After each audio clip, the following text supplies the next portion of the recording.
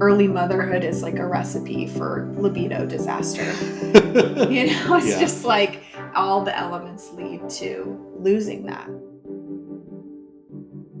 One last thing I'm thinking about is the kind of the psychological component of this. I think this is something people have a lot of sticking point with. Like the cliche is obviously like, guys want sex all the time and the mom doesn't. And I think for me, I'll say there was kind of this evolution of recognizing how much my desire for sex was tied up in other things, like tied up in some of like my self-worth and tied up in like feeling lonely and wanting to connect with you and like feeling like I needed something, right, that made me kind of think of myself you wanted sex for connection. Yes. Okay. Yeah. But there are other ways to connect. Right. And so it sort of like made me less, it kind of, for me, made our mismatch of sexual desire less because I actually ended up authentically wanting sex less because I learned other ways to connect with you and learned like how to express to you that I was feeling lonely, like if you were working a lot or we were disconnected.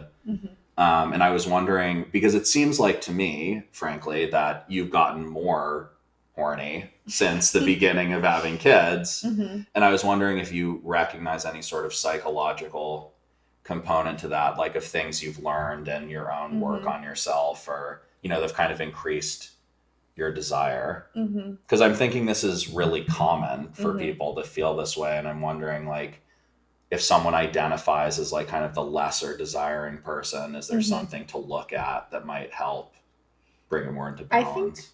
I think that I found more safety in our intimate time. So once you sort of were giving me more positive affirmation after we connected, then I wanted to come back to it more because I wasn't scared about you being upset afterwards.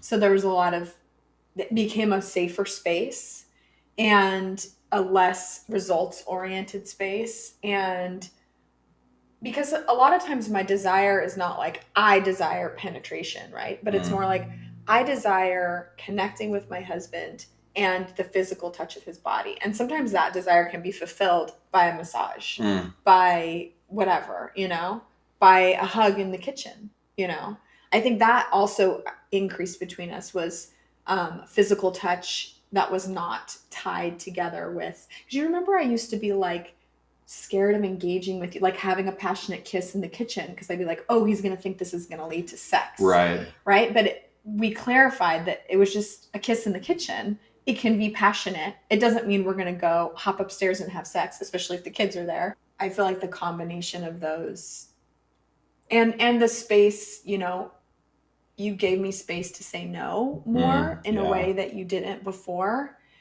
And, sort of whatever you needed to deal with that no. Yeah. Yeah. And we've been through a lot together.